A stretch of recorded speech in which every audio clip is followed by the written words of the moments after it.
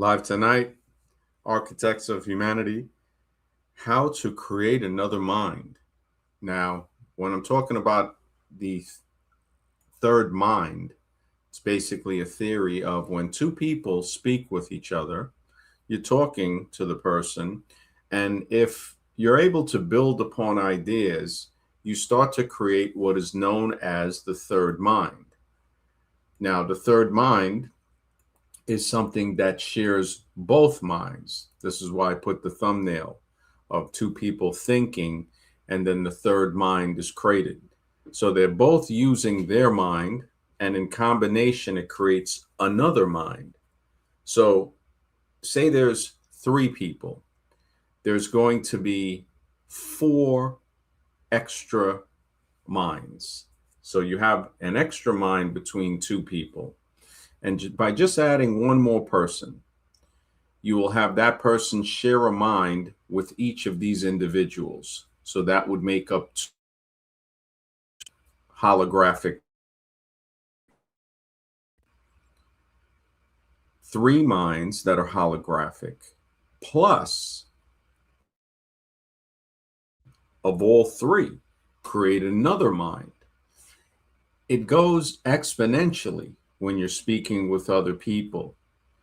It will, it, it's like it creates different entities, especially in, like, say, a group of three. And now you're speaking with one person that creates, you're speaking with your mind, she's speaking with her mind, and now a third mind develops. You look to your right, you see the other person, you speak with them, they speak with you, it creates another in between mind. So right there, one person speaking to the two individuals creates two other minds. When they speak with each other, it creates another mind. So now you have something that is like a doubling of the three minds of the three people, and the combination creates three more. But when all three of them are speaking together with those third minds, it will create a fourth. And when we are talking about the world of ideas, the world of thinking, we start to see that our thoughts have places that they can be in like what would be called an ethereal realm. So two people talking, and then we're saying, wow, as we work together on ideas, there's that third mind that tends to build ideas with us. If we can't get along, the third mind does not get created. The two people are stuck in their own egos. That prevents the two minds from creating that other mind. Does Agent Smith create another mind within the infected mind? Agent Smith is always, like, it depends on the amount of programming we've had, is always lurking. Agent Smith is always lurking, but it is not creating another mind. It is something that is within our thoughts. It's like a program. And funny enough, the Matrix works on program, right? Perfectly. Mr. X, good to see you, man. Good to see you, Max. Interesting subject we got here. Yeah, the third mind, I do have a little bit of animation for it. This right here.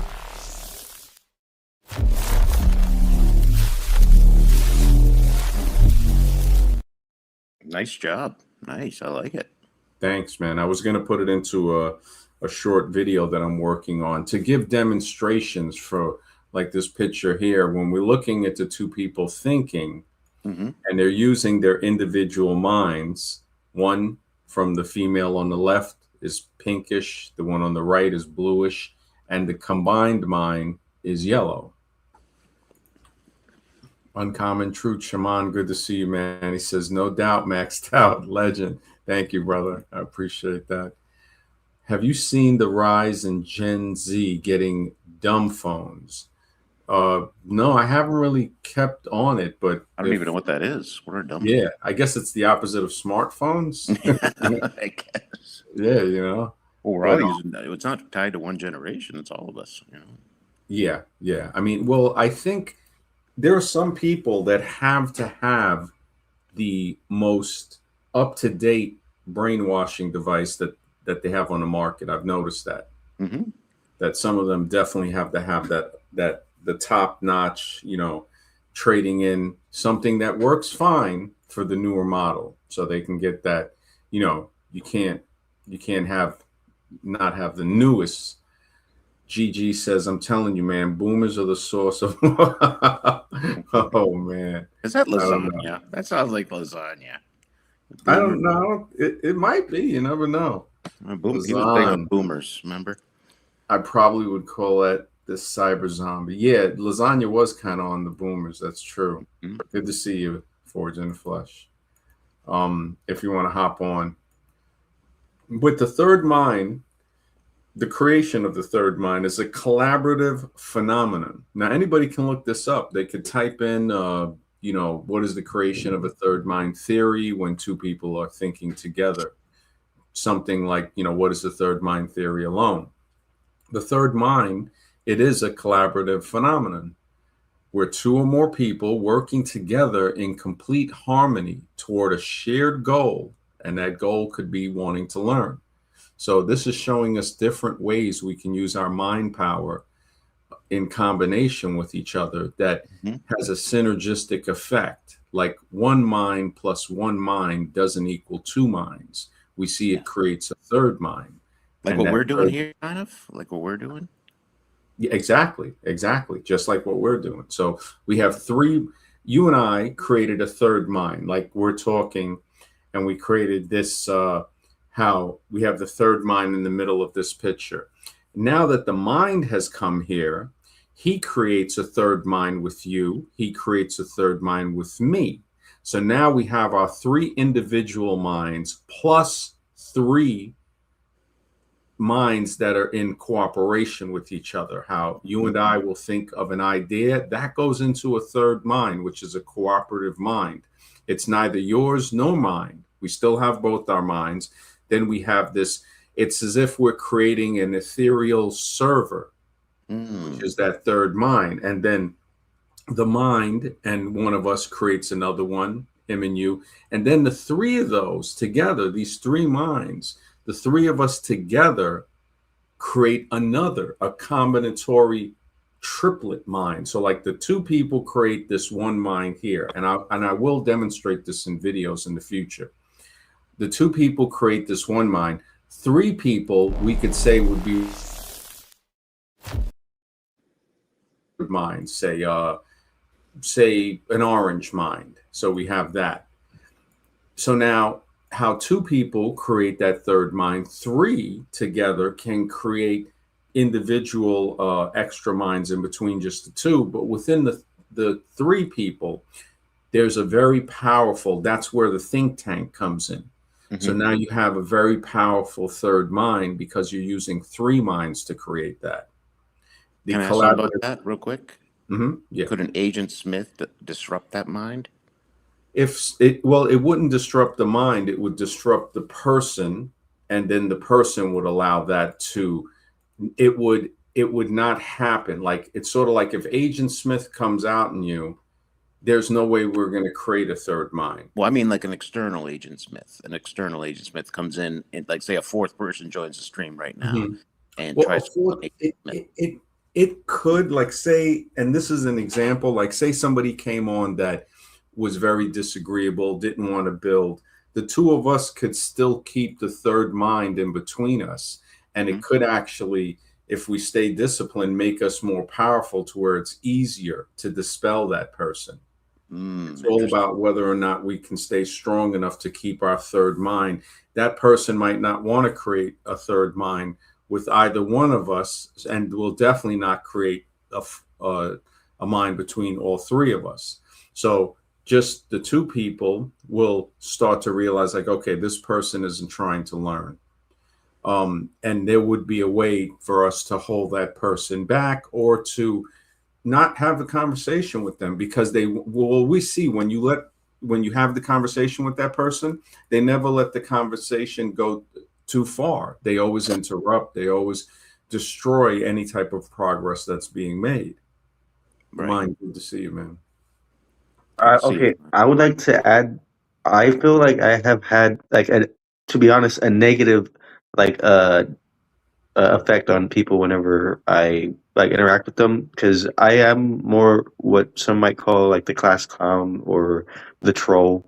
But I try to do like intellectual trolling because if I don't believe in something, I will kind of like pretend I do and just show how absurd it is by quoting whatever beliefs that they do, but in just the right way, so they will be like, "Wait, what is this guy?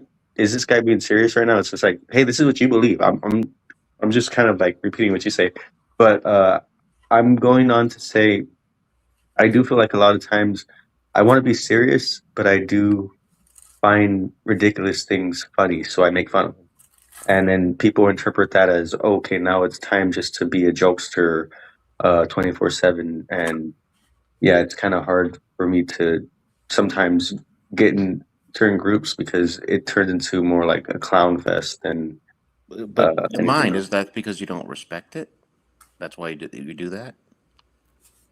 Maybe, yeah. Well, yeah, when it comes to, Hmm. yeah, certain So I haven't uh, noticed you do this on circles. here. Here you've been very respectful. You haven't been the class clown at all when you come on our streams. Oh, yeah. Well, because like I said, I do that to things that I feel are, worth doing that to, like kind of making fun of things, but in a kind of like a highbrow kind of way. But yeah, I mean, I don't feel like doing that here, so I haven't I'm done the it same because way. When I went on breakfast tacos, I was the same way. So I'm guilty of that too. You know. yeah, I don't know. I've just seen it in other streams where it. I've noticed like influence is a real thing, and there is subconscious influence that we have on each other, and I just don't. I'd rather be alone a lot of times because I feel like I just don't. I don't like the way I influence people. I guess Hmm. is what I feel. But and I was thinking that reminds me of what you were saying with the whole third mind. I feel like maybe it is good sometimes for people just to be by themselves because we need to like heal or like I don't know, just be by ourselves because our minds will like taint other people's minds. That's what I was thinking. I don't know. I could be wrong. I mean, the third mind thing, when you share a goal, that's the key. Like if you're going in there to debunk them or something, the third mind wouldn't be created because, like you said, you're sowing like a type of discord, you're being sarcastic, or you're playing around. But say somebody else comes and agrees and they can at least build on the ideas genuinely, you you have a complete harmony toward a shared goal, and that generates a collective consciousness or like a type of intellectual force that transcends the individual capabilities. It implies this third mind theory. Well, it's more than a theory. We see that it's a phenomenon, what they would classify it as. Um, it implies that like ideas and innovations can be born from a collaborative effort of thinking, which one person or two individuals thinking by themselves or in isolation would not be able to achieve. And we see there's a lot of inventions and progress made this. The concept has its roots in several disciplines. So, from self help to neuroscience, uh, and the avant-garde arts. So Napoleon Hill, even though you can look stuff up and find the grift on him. Like I said, a broken clock is right twice a day. One of the origins of this concept is in his book, Think and Grow Rich, which it's a deep book. I think I got a copy a friend gave me. I mean, it's even though he's done a lot of unscrupulous things, the book is the book. It's real. As Varun, brother, thank you for the support, man. Good to see you, man. I hope you're feeling better too, man. If you want to hop on, we're here. We got the link up there. Thank you, brother. This like what they he called it like the mastermind, Think and Grow Rich. He coined it in that book, arguing that no two minds ever come together without creating a third, invisible, intangible force, which may be likened to like a third mind. And he believed that this alliance granted access to higher shared intellectual and also spiritual resources. And we do see this in places that are basically like places of worship. We see that people create like a combinatory power that is metaphysical. So the third mind in art, they had that's Napoleon Hill. He calls it the mastermind. So what more definitively is the third mind? It's easier to understand if we look at it that way, or the fourth mind. Like the three of us together, we can create a powerful fourth mind and still have the third mind between each other dualistically. So X and I could have a third mind. You and I could have a third mind. You and X can have a third mind. But those are two individuals creating a third mind. The three of us have the power if we think in a way that is toward that goal, that shared goal, that collective consciousness. We can create a more powerful, usually mind, than what would only be created between two of us, unless the two of us just have a lot better practice or work together better, where we build on top of it. The three people, I would say, would have to be able to get along pretty good in it's like when you see the water from the ocean, it comes in and it goes out, the tide, the ebb and flow, really. Knowing when to let the other person say, okay, let's put your idea in here, let's put this idea, and let's see how far we can get a synergistic effect from it. It says 1 + 1 is not 2. One mind plus one mind does not equal 2, it equals 3.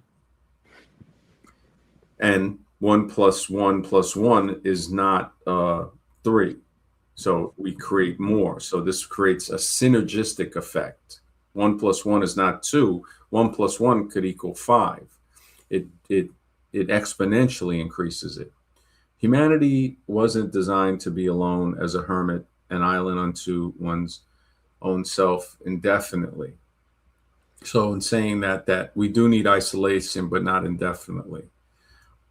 All need space and time for the self and source, both extremes of codependency, isolation, lack balance. Yeah, the balance, balance is the key, right? Balance is definitely the key. Would Yeah. I was thinking, which is that one guy who was talking about the id and the ego, and there's like different archetypes that humanity has. Freud, you talking about? Is that Freud? I think so. Yeah, that kind of reminds me a little bit of what you're talking about here, because that's like a type of mind. I feel like those different archetypes, or like you mentioned the no, not the collective consciousness. What did you say? Because I think there's a difference between different types of consciousnesses, but you said a specific type earlier. Yeah, like a collective. Do you say collective conscious? Yeah, collective consciousness. There's also like the collective consciousness. That would be the third mind, or the fourth mind, or the fifth mind. It's like think tanks. When people get together to think, it creates another like ethereal conjoining mind if everybody's working toward a shared goal. So that might be what you think I said, the collective consciousness. Yeah. Do you know about Sigmund Freud? And he talks about like different archetypes that people have. Yeah, he says that. We talked about something last night, but it wasn't Freud, it was Jung. Oh yeah, Jung. That's right. Yeah, that's yeah. what it was, Jung. Yeah, it was Jung. And also there's a lady that has a book I have, Carol S. Pearson. She wrote Awakening the Archetypes. I think that's the name of it. And when we look through it, it had you start off as the innocent, and then you go to the orphan, and you become these different archetypes. We grow from them, and then we have the hero, the caregiver, the warrior, the scholar, the intellectual, the sage. We went through a few of them yesterday. I think we went through all 12. I'll go through them again if you want. And No, it's fine. I was just wondering how do you feel that I feel like that kind of applies to this whole third mind thing because I feel like those are ancient minds that we tap into or something like that mhm, are. yeah, it's part of the journey. It's definitely part of the journey that we're on. Like together as we're talking, just talking with each other. This is what I've noticed about the third mind, like we're doing right now, doesn't necessarily create the third mind because we're talking with each other and we're pretty sure of what we're saying, whether it's a question, receiving an answer. But when we start to talk about ideas and speculate, now the third mind starts to materialize. So the collective consciousness starts to grow at that point. Remember, small people or small minds, as they put it, like people who are just within themselves, they talk about people. So if we're talking about a person, we're not really talking about anything that's going to bring the mind to a higher level of understanding. And this is why, if we talk about a concept, it's better to leave whether or not the person was the founder or the first person that published it. That doesn't matter as much as the concept. Right. So, talking about a person or even talking gossip or anything, that's the lowest level. The medium level is talking about an event. So if we talk about something that happened or is going to happen or previously, historical something, it's in the midway. The highest form of thinking is to talk about ideas. So when you have an idea, you start to see, yeah, talking about people is definitely the lowest. An event, that is, it depends if it's documented, but it's still like it's mid-level because what you're doing is you're laying out knowledge of something, saying, okay, this event that happened or whatever. And it's still not, it's basically just classifying something. The third and highest level is when we're talking about ideas, like we talk about existence and where are we going? Where do we come from? What is existence right now? Do we have any other psychic or mental type of powers? That's the highest form of thinking. So, as far as we know, there is meditation and stuff too, but I would say speaking with people about ideas is very, very, it feeds your mind. Ragamuffin Vision says total isolation only stagnates, pauses the soul's growth because all the life lessons must be had and learned. Really, a soul will always eventually learn all of life's lessons, and avoidance only slow down. I don't know. I don't mean, know about that one. I don't yeah, know. I don't know. Yeah, I think it's like this is your belief, and it's Mhm. okay to have that belief, but I don't see it as positive knowledge, like Right, because you definite. have to be around the right people, don't you think? I mean, if you're around the Yeah, wrong type of yeah, people, yeah, you're going to a dark place. yeah. I don't see how total isolation only stagnates. Like that word "only" is pretty powerful there. It could if you have total isolation for a certain amount of time, but total isolation can heal. And I'm not saying for a very long time. There is there's a way to use it to benefit. And I hear what you're saying too, that you don't want to I think it's you know, true if we only look at the physical aspect of us. But if we have a non-physical, then I don't think isolation itself in the physical realm necessarily will lead to a bad place if there's uh-huh, enough uh-huh. essence to it. Yeah, yeah, definitely. Room, good to see you, man. What's up?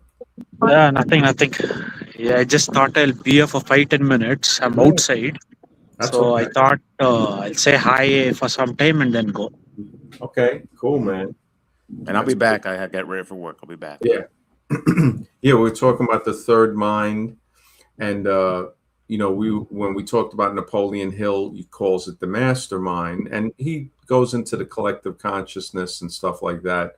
But the third mind in art is popularized an artist, Brian Geisen, and and the writer Burroughs. So in the 70s, William Burroughs. They used to describe it they use it to describe how two artists could merge their creative processes, like exchanging and cutting up text, to produce completely new independent work of art that neither could have predicted or authored alone. So that's using a third mind in creating art. And then, of course, we have it before that in creating ideas and thinking about stuff, solving problems. The Okay. Yeah. So that, I don't know if there's a word for it in you know in any in anything you've studied, like the third mind phenomenon. Um, Uh, but that actually, like, the mind has a body of its own. It's called Manomaya Kosha. It's manufactured actually in a particular place. Then it's given to you before your birth of a physical body. You have five types of bodies, like Kannamaya Kosha, body made up of food; Pranamaya Kosha, the energy body; Manomaya Kosha, the mind; then Vijnanamaya Kosha, body of knowledge; and Anandamaya Kosha, body of bliss. So mind actually has a body of its own that's manufactured somewhere in the universe and then given to the individual being. So like when you say third mind, you need a third person to somewhat come over there and give the ideas telepathically to the people connected over there. Otherwise, like, it that's how it's the idea is generated actually.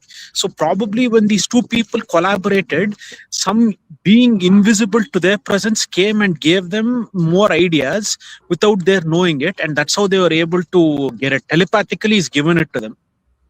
okay. Okay. I see where. All right. So that's like more of a belief. We were talking about when the two of us are talking, if we're talking about stuff that we can have a shared goal on, a third mind is created between the two of us. So we have both of our thoughts, and that creates a third one. Um, in neuroscience and neurocoupling, the modern brain science provides, um, the physiological explanation for this phenomenon. Well, they try to, at least. Researchers say they found when people are deeply engaged, trusting, bouncing ideas off one another, their brain waves literally synchronize, a process called interbrain coupling, so, or neural coupling. This alignment allows for an effortless flow of information and heightened group creativity. So, working in groups, you're creating some powerful stuff if everybody can have a shared goal, get along, build upon what they're thinking about without putting a belief in there. And anybody can look up more stuff if they're interested in this about productive third mind sessions, and what kind of project or goal that you would like to go forward on. I think the mind had to drop off, but yeah, the third mind phenomenon. When we look at it, how to use the third mind at work, people could look into that. The theory of the mind itself, is described as a theory because it's behavior of the other person, such as their statements, expressions, and the only thing being directly observed. No one has direct access to the mind of another, and Yeah. I was trying to push this, saying, oh, they're trying to find out and stuff like that. And the existence and nature of the mind must be inferred. So inference, as we know, different from actual fact. You see somebody going to the beach with a towel, and somebody might infer that they're going to go in the water. We know that some people just lay the towel on the sand and lay on the sand. They never go in the water. Some people, Yeah. So when you infer that, everything we have about the nature of the mind seems to be inferred. I think you have some Uh, background. Yeah. yeah, but the thing is, in the mind, you have energy centers that control each element actually. So that's a seal actually that's been given from different parts of the universe. So the mind has latent powers which will gradually be awakened over a period of time. It doesn't happen suddenly. It happens. It's a very slow process, MD. It has the power of consciousness in it, and it has energy centers that are representing different elements in the universe, the five elements. So to awaken each center and to access all these energies, it will take a very long time. The thing is actually like, if you want to do it's a very difficult process. You have to learn to silence the body first, because if you're talking too much all the time, you lose energy actually, and you tend to feel fatigued. So you have to learn to control your speech, and then after some time silence all the processes of the body, and then slowly you can awaken the dormant faculties of the mind. Mm, okay. And where did you get that from? The Bhagavad Gita or the Vedic text or the Puranas, Upanishads? Ayurveda MD. In that, actually, speech is related to Uddanavata. So when you constantly talk too much, it depletes the life force, or known as Pranavata, and it has a direct effect on the Ojas. So the more you speak continuously all the time without giving it some gap, you tend to feel down on energy. So if you want to understand the way things work, you'll have to go into a deep state of silence actually, and Mm, then you'll become like, you'll be able to hear cosmic vibrations. You'll have to tune into that and translate that into written language. okay. Okay. I hear what you're saying. We were talking about something yesterday or the day before. It was dealing with trying to remember it because I was thinking you might be able to add some knowledge in from Hinduism. I think it was something dealing with, yeah, Hinduism with I think we were talking about Kalki, and Kalki Oh, is supposed, it's very close to the Jesus Christ character, right? Like coming back on a white horse with the flaming sword or something. yeah. He stays in the city of Shambhala, and Shambhala is somewhat inaccessible to mortals. Shambhala is somewhere in the Gobi Desert in China, and it's surrounded by like a very difficult. It's a very difficult place to access to. Within that city there are immortal beings, and the city is surrounded by monsters and other types of mythical creatures that guard it. So to go there, you'll have to cross through a lot of unwanted problems. Only then, if you have access, you can get into that place. He was born over there actually, and he over there, like, he's being under the guidance of some person called Kripacharya, who's also immortal. So when the time is right, he'll come out of Shambhala and reestablish Satyayuga on Earth. Okay. That's that's pretty deep. Yeah, I just we're basically, and I was wondering because I was saying there's older stories, and this is nothing to mess with anybody's beliefs, but when people have stories of stuff from later religions, and we see that there's extremely similar stories that are much older, it seems logically that that story must have been passed down. Yeah, it could be so, but then sometimes they say legends are built on some kind of truth. So there could be some truth to what they're saying. Otherwise, legends just don't come out of nowhere, right? So there Yeah, could be some truth to the foundation yeah, of definitely. legends. But now that truth seems to be, it could have been relayed not as accurate as the original story. You know what I mean? Yeah. Yeah. Yeah, So yeah. it's like, Yeah. yeah. So that's It's like that musical chairs where everyone sits in the chair. One person whispers something. By the time it comes to the last person in the last chair, the message that was from the first person would have been distorted a lot. So there'll yeah, be some truth, but it won't be as perfect as that which came from the first person. yeah. That's not musical chairs. That I think that's called a telephone game. Yeah. But they Yeah. play music, and then they would align the chairs in different positions. And then, like, when the music would stop, they would remove the one chair, and then whoever wouldn't be able to sit, he'd be like knocked out of the game. Hmm. Wow. Wow. Yeah. I hear what you're saying. Uncommon Truth Shaman says the classic game of telephone, religion edition. Yeah, yeah, that's exactly very, very close to what it seems like. It's it when somebody tells somebody something, and when you look at this over hundreds or even thousands of years, like you were saying, imagine a great grandparent telling something to their great grandson. So you're skipping three, from one generation, you're going to the third generation. You're going, the parent goes to their children, to their grandchildren, to their great grandchildren. So now that story could maintain some integrity, but when the other person grows up and tells it, it might be told in a little bit of a different way. And then as that starts to go down generations, that's where you see the change. You start to say, Mm. oh, okay, yeah, it's different now, you know. And that would be the telephone game. But I hear what you're saying with the musical chairs and stuff like that. Yeah. Yeah, but creating another mind, how to create another mind, the third mind phenomena. It's not even a theory; it is a phenomenon. Yeah. To people, they work together in a complete harmony. So it's not as if somebody is.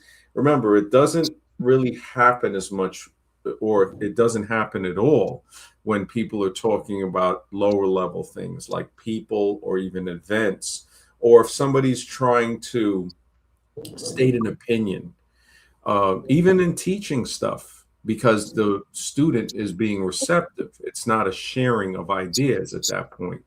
It's a dissemination of information, and which is not bad. It's just saying that the third mind, it's giving us a better grasp into how the third mind is being, how it works. Sig, good to see you, man.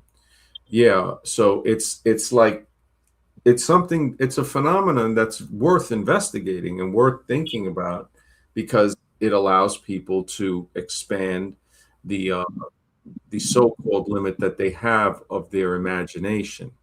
So see, when you stretch the imagination, it exercises the mind, and Yeah. that it broadens, it gets a larger scope of thought. Some people that don't stretch their imagination, their mind will start to restrict. And this is how you see it gets very restrictive, which they call some people narrow minded, because Correct. they don't exercise the mind. The mind must be exercised, and it must be fed. What you feed your mind matters. If you're constantly feeding your mind content that isn't going to improve it, it will start to become hollow. The unfed mind will start to feed on itself. Yeah. Um, See, yeah. uh, Un- there there are some exercises to rejuvenate the mind, and one is trataka. You look at the sun, and during sunrise, actually, you place a copper coin on the forehead. You stare into the sun, and you actually like close your eyes after 20 minutes. That will charge the body. Actually, one person who had done it so well, he stopped eating only MD, so it reduces your appetite and it rejuvenates the mind. mhm. So, and then the other thing is pranayama. Like you take in the energy present in the air and you store it in your body. That also revitalizes the mind. Actually, the mind has a body of its own. MD. It's not just a collection of brain cells in the cranium vault. It is beyond that. Actually. Yeah, yeah. The mind is not physical. You Yeah. know, Yeah. the cranium, the brain could be the receiver. The mind Correct. could be, yeah, streamed to there's definitely we do see that it is like we were saying with it what people or psychologists or psychiatrists try to say about the mind is really they're inferring. It reduces it to their inference of the nature of the mind must be inferred, which is not positive fact. It's amazing when you think about it, because as we Yeah. talk with other people and we have good conversations, we see how if everybody is on, like I said in the beginning part of that, it's harmony. Harmony is the key. We can have it in other senses, like how Uncommon was saying that, the different religions could create that by the collective congregation of the belief. But it more, I think that's more of a synergistic effect of agreeing. So like it just shows you that there's something that is non-physical about us that is extremely powerful, especially when we get together.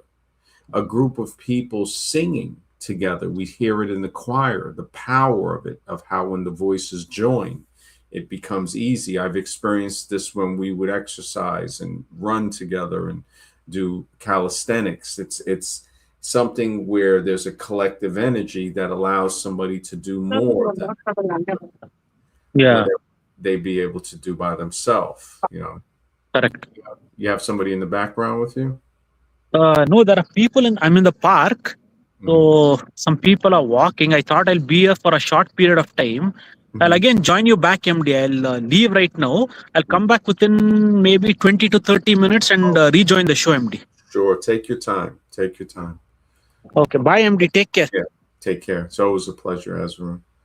Yeah, the third mind collaborative phenomenon, which we were talking about in the beginning of the show, it shows us that when two people are thinking, like in the thumbnail, this was the main reason that I had made it so descriptive, to where when you see the two people thinking here, now as they're working in a complete harmony toward a shared goal, they generate a collective consciousness, a third mind, an intellectual force that transcends their individual capabilities, as shown in the picture here that I had made. So this is letting us know that when we think together, we can create that. If we're just speaking with one another, because it's good to see when the third mind is not present and when it is present.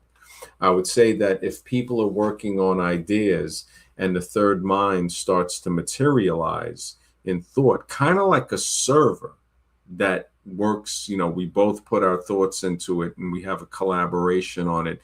It's a loose definition of it because it's much more than that, actually. But it's definitely having another field of thought as opposed to the individuals that are thinking. So we have individual thought, and then we had that third mind thought. And I think once, even if somebody does come in with something it like nonsensical or something, it could make it evaporate. There is, you see when people are working on a good idea and then zombie come up, or like how Alexis and Mr. X were saying, possibly an Agent Smith comes out of someone. If an Agent Smith comes out of someone, it is the third mind is going to dissipate. Or if any of the thought wavers from the harmony of the shared goal, so now the third mind would evaporate. Retro Doomsday, good to see you, man. Yeah, so the third mind, and of course the fourth mind and the fifth mind, as we see, which can be created when you have more than two people. So two people create a third mind. Three people can create a fourth mind. Four people can create a fifth mind. And with the fifth mind, remember, you go back down the steps, and each people with each other can create the third mind in between two individuals, the fourth mind in between three, and then the fifth mind in between four. So now you're adding up not only the ones that they create between each other, between the three of them, but also into that four group. It's amazing when you think about it. The power of thinking, the power of thinking together, the power of doing things together. That's why I think they had if anybody can look it up, it's easy, the third mind in art. And Brian Geisen, he's, and the writer William S. Burroughs, they use it to describe how two artists could merge their creative processes. Now, it's like exchanging, like when I said before, the cutting up of text or something like that, to produce completely new independent works of art that neither of them could have predicted or authored alone. So there might even be something possibly as people, I guess, an editor in some way, like when somebody edits something and you're thinking about it and you're saying, well, maybe I can say this paragraph a little better, and the editor throws in their 2 cents, and they put it and they publish it, and it's better than what one person alone would have created.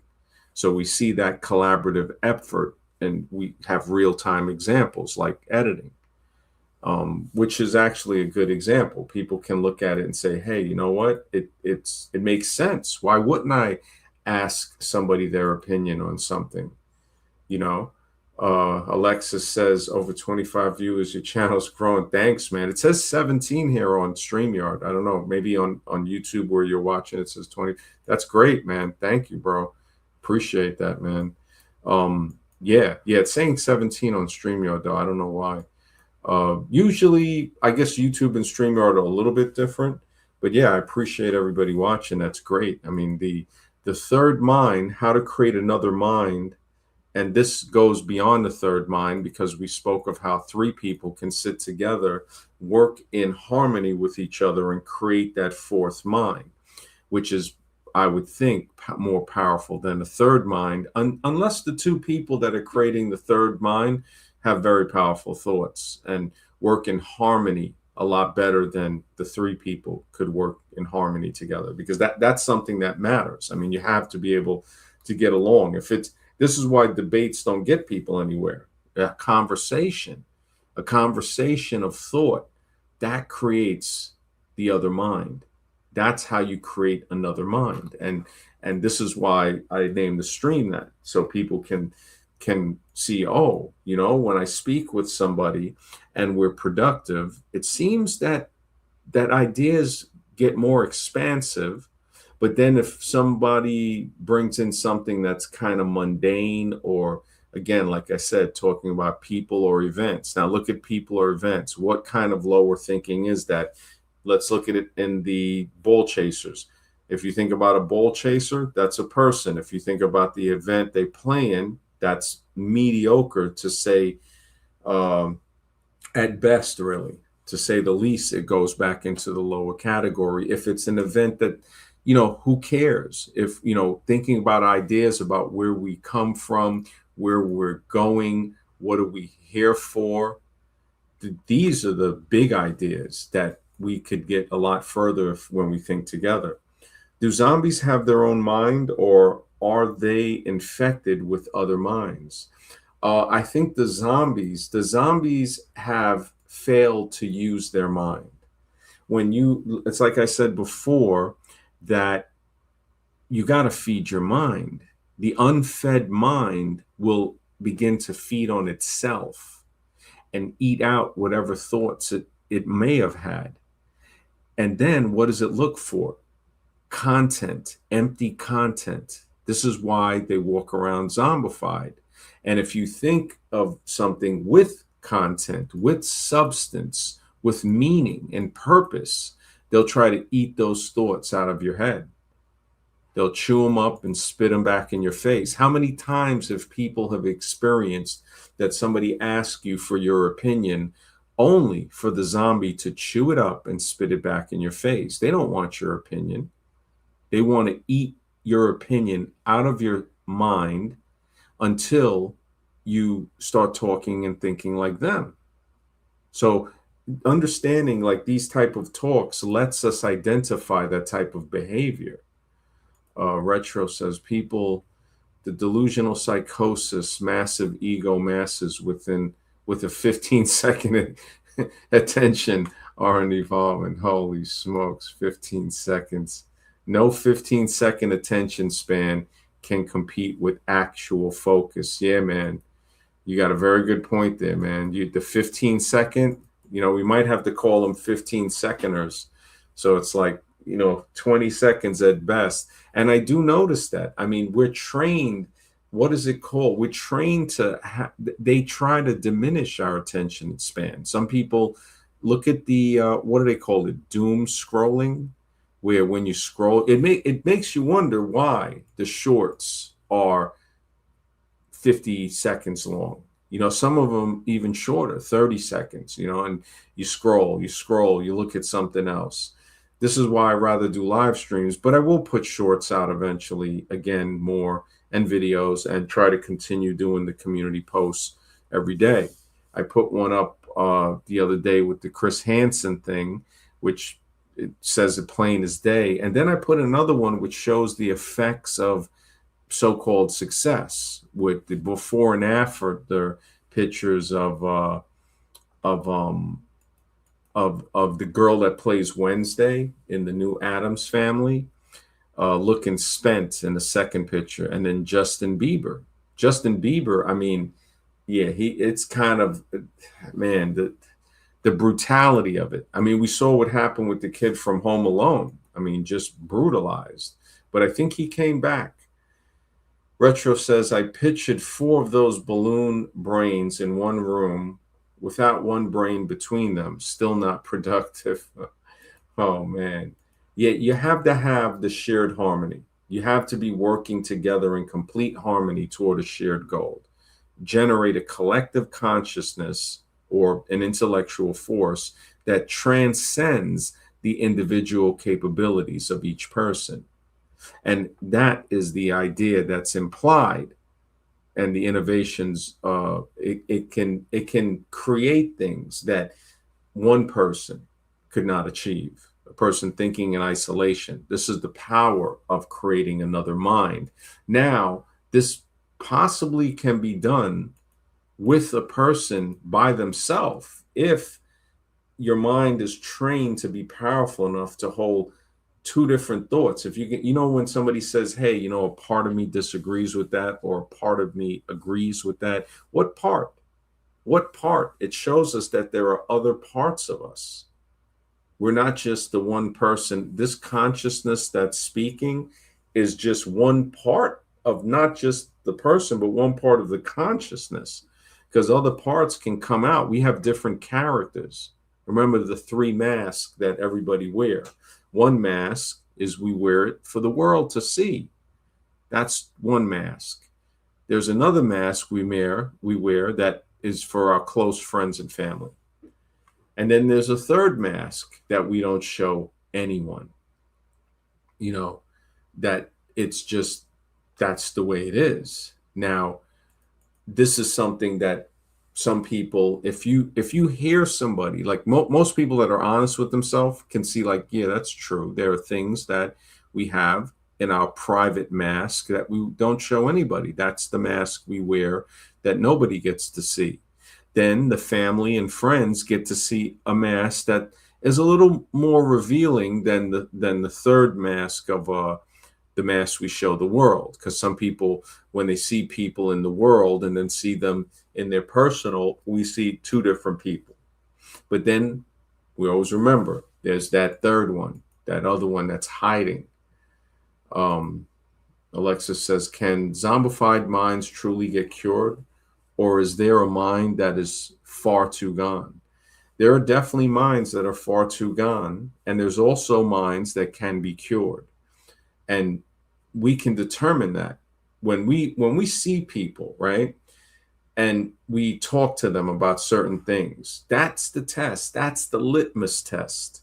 Questions become the litmus tests to see whether or not you can go further with the conversation. Most people will just want to sit there and debate you. They don't want to learn. So they destroy the third mind. They don't allow the third mind to exist. That's just the way they are. That's the zombification. And as we know, at that point, you got to let them go. You can't have, that's when they can become dangerous. You can't create any type of building platform with them. That's today, you see, everything is about a debate. Everything is about an argument. How many people, when you think about it, will say, hey, let's just have a conversation. Let's talk about some stuff. Let's just have a conversation, No, they want to debate. They don't want a third mind to come up. That third mind can be dangerous because it can free you. Their Agent Smith could come out And now they definitely are not going to create a third mind, because you're not speaking with something that's productive at that point. You're only speaking with something that wants to agree with what they believe. And we see this with a lot of political opponents. We definitely see that.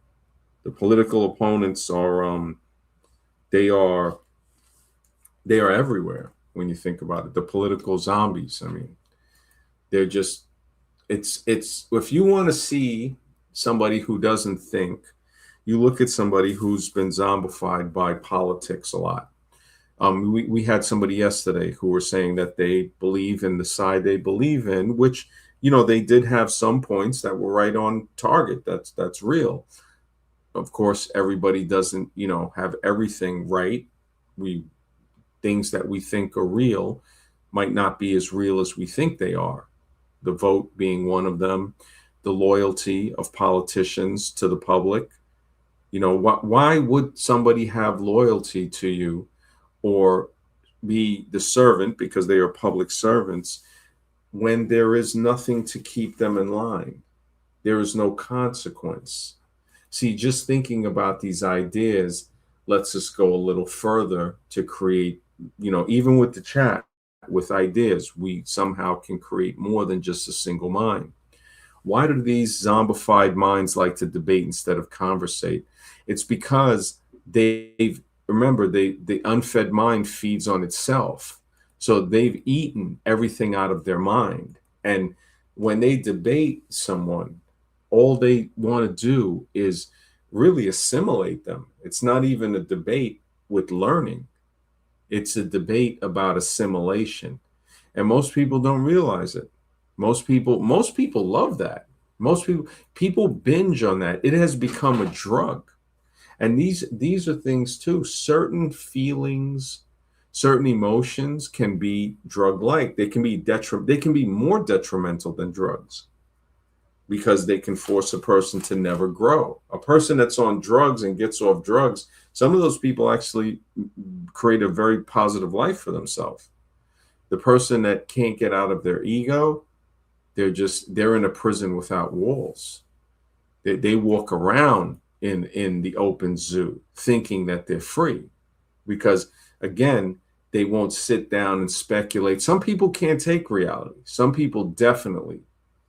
Yeah, and this is crazy what Retro's saying. The cashiers don't know math or how to make change. It's ridiculous. Wow. You're so right in that, man. And that's a frightening thought, because it's so true. It's so true, man. Even when cashiers would add stuff up back in the day, sometimes they didn't know math. But now it's just on another level. Now it's not even required. Now it's like, look, can you push a button? Boom, you got the job. What do we want them to do? Drool at home and stare at cat pictures? Man, that's what it seems like they're doing when they seem like they're doing that when they're there. It is like that movie where everybody's in the chair. I think it's called Wall-E or something, or Wall-E, where everybody's like overweight in these air scooters, like these couches that float or something like that. They're like, I think that's the name of the movie, Wall-E. Thank you, John Mendoza. I appreciate that, man. He says this conversation is deep. Yeah, man, creating, this is the only way for us to go forward in the zombie apocalypse of the mentally dead, where people will sit there. When you think about it, like, imagine 5 or 7 or 8 people sitting at a sports bar, just talking about the game and the football players on the screen while they're drinking. They never get a cooperative mind that is above their basic thinking. One, they're talking about the lowest thing you can talk about: people, other people. It just doesn't make sense. Even if you talk about people that have ideas, you're not talking about the idea, you're talking about the person. Very tricky. But with, say, the ball chasers, they're sitting there, or say the politic followers, the political zombies, or the religious zombies even, and they're saying, look, this is, let's talk about this player that did something that it's so mindless when I think about it. John says, I've been wanting to try shrooms just because I've heard that it opens your third eye. It depends on the type you get. It definitely depends. I think last night, Machine, we talked about it a little, but it's like what you find out about it. I mean, the more research you do will bring you to your decision. But yeah, we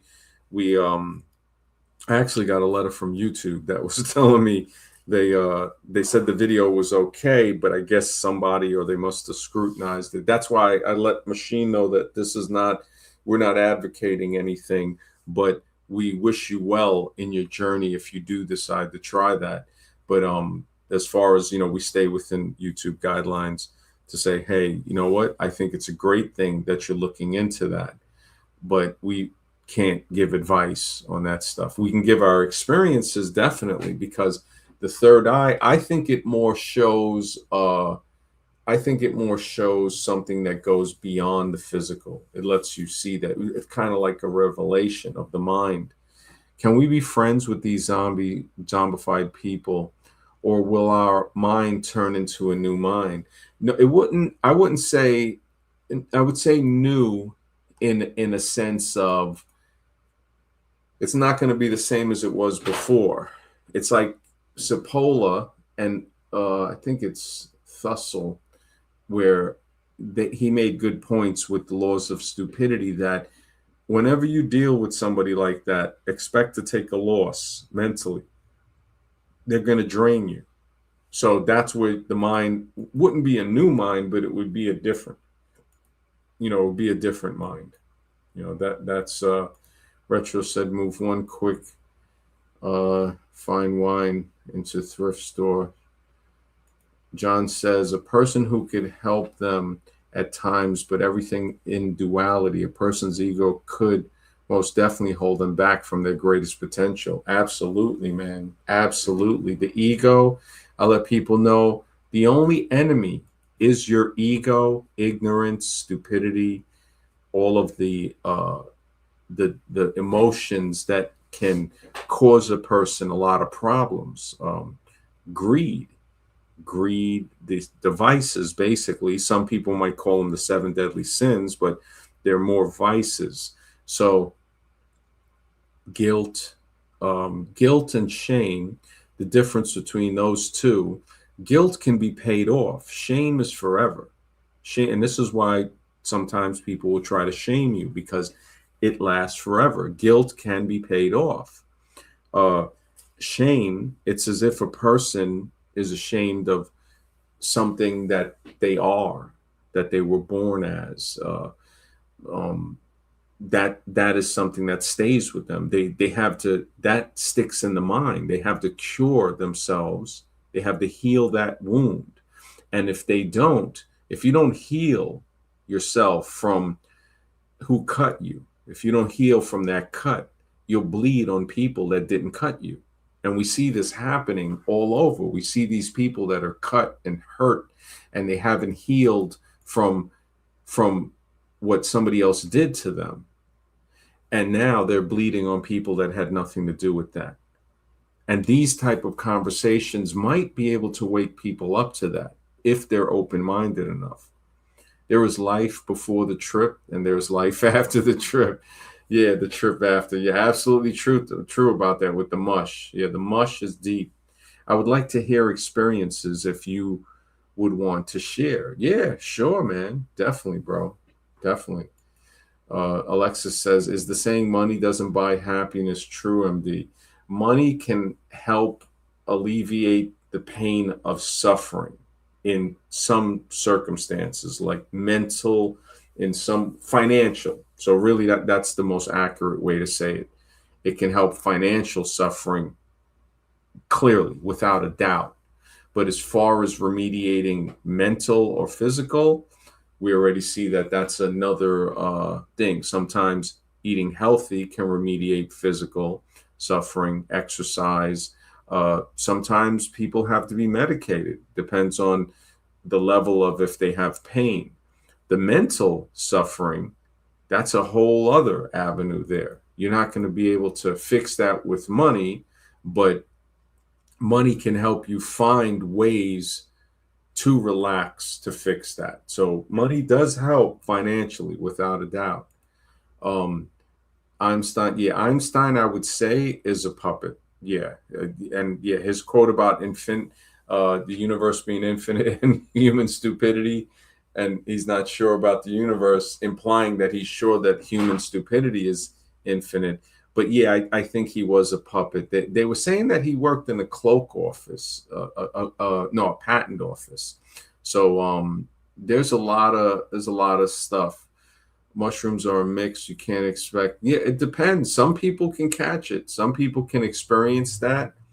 Move on quickly from lower vibration humans, because you wouldn't pour your best wine into a thrift store shoe. Yep. Yeah. No, you got a good point with that, man. You got a good point with that. The trips with the mush, like what John is saying about the experiences. I spoke about them on other streams, but they each person is going to have a different experience, and I think that experience comes from what they've done throughout their life. The mush makes you look inside. These type of substances make you look inside of you, and sometimes people don't like what they see. Sometimes they have buried or compartmentalized certain type of trauma too that might come out. So it might not even be necessarily what they have done that can cause a bad trip. It could also be what has been done to them that they have filed away and put in a secret part of their mind to protect them from the trauma that it caused them when it happened, and from that to reoccur, because it can cause reoccurring trauma as well. Brother Ali, man, thank you for the support, brother. He says money isn't evil. It's a tool like everything else. It's the insatiable love for it that is the root of evil. You're absolutely right, man. Absolutely. This is where a lot of people, they will mistakenly say money is the root of evil, but no, it isn't. The love of money is the root. So we see it's so important with these words. Thank you, Brother Ali. That Brother Ali's dropped, he brought the knowledge. He brought the knowledge. Thank you, Brother Ali. That is so true. It is not, money is a tool. If you, it's like, if you go too far with something, if you're like, that's the love of money. The love of money is different. It's way different than money. When somebody says, oh, money, it's like, no, money is a tool. It can be used in many different ways. This is not something that is evil. It can be used that way, or it can be used for good. But if you love that and you just lose yourself in it, well, then you already know. You're right there. You put the blindfold on. What is a patent? It reminds me of General Patton. Is that on purpose? Yeah, when you think about that, the patent, yeah. Well, most like secret things don't have a patent. Like making, I think, certain turbine fans out of nickel, the alloy for planes is not patent. It's like an art, because if you patent it, now they know how you do it. The Bible says not to pour new wine into an old wineskin. Okay, yeah, that's it makes sense. I mean, it's logical. You got new wine, you want to keep it in some, you want to keep it clear. It's not like an invisible sage shows up with a magic book that introduces angelic beings. I mean, some people, but you can meet God. Oh, you're talking about the mush. Okay. Or angelic beings as a side effect of timing, setting, intent, frequency. Okay. Brother Ali says, I like money, but loving it before your fellow human woman will end up hurting you in the long run. Absolutely, man. Absolutely. You said it best, man. It's like the love of money. That's the problem. Money can be used to help people. So that itself is, a very, very important distinction. John says, I think drugs that would help a person if they use it right is illegal. I think drugs that would help a person if they use it right is illegal. Certain drugs, something in New York, cannabis is legal now. Alcohol has always been legal. That's a drug. However, the drugs that are bad for our health does not get banned. Yep, you're right about that. Excessive sugar in foods, alcohol. Yep, all these dyes in our food. Man, the dyes in the food are so prevalent. They are everywhere, and they take those dyes out of foods overseas. The UK has different ingredients for the same product that we see in America, like Doritos or certain cereals. They won't have the dyes that we have. They have banned them. Canada too. So there's certain things in Canada that have different dyes as well. They won't have the dyes. I mean, we are like on the top floor of the laboratory. We are definitely fifth floor psychiatric ward. Canada might be second floor. The UK overseas maybe third floor, but it's all part of the asylum, the experimental lab that they have us in. And some of us can think together and create another mind. We can create this power of being able to think beyond what we can think of just by ourselves. What I've noticed is that sometimes, in a way, if a person will think with like how they use the chat GPT or the AI, possibly I'd have to experiment on this to wonder, can that create a third mind? Because sometimes when you ask questions, it will pull information from the entire internet. So you're like, in a way, you're speaking with somebody that has access to everything and can kind of bring it forth for a speculation by just presenting evidence. Now, it gets to like talking to somebody that only spits out a lot of facts. One thing, if we keep aware, AI, what makes us a little smarter is catching the mistakes it makes or the lies that it pushes out at us. And we keep grilling it until we see, okay, we've corrected it. Like Retro would know a lot about this because he programs the AI to his liking. Anything that allows you to ignore propaganda becomes illegal from enlightenment. Shrooms, LSD, a certain meditation. Yep, phase lock to increase brain capacity. Yeah. They just the fact that they make these things illegal, it tells you something right there. They want you under their spell, not making your own. Exactly. And this is third mind type of thinking. It's saying, hey, we're thinking about stuff, saying, hey, from what I'm seeing, we see what they do, and it's lining up. Can an unminded being create a mind? For example, the atheists believe life was created by an unminded source, such as the Big Bang. And the crazy thing is, it was a Catholic priest that brought up the Big Bang. That's the most insane thing about atheists, that a lot of these so-called scientists believe in the Big Bang. And again, the Big Bang, it sounds like bang, a gunshot, a firearm, always something violent.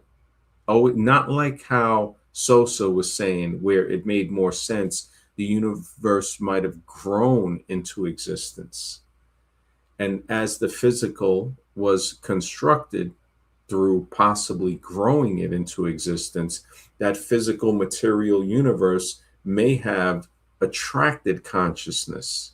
I mean, it's a very deep theory when he broke that down to me on the show. I mean, I got to give him a lot of credit for that. I wonder about this when people bring up the Anunnaki needing gold and, the supernatural property. I think gold really is a technological metal, right? It doesn't corrode. Silver is supposed to be more conductive. And then we see that's what these things are really used for, technology. The thing about their atmosphere, I'm not too sure about that, but it's a good topic.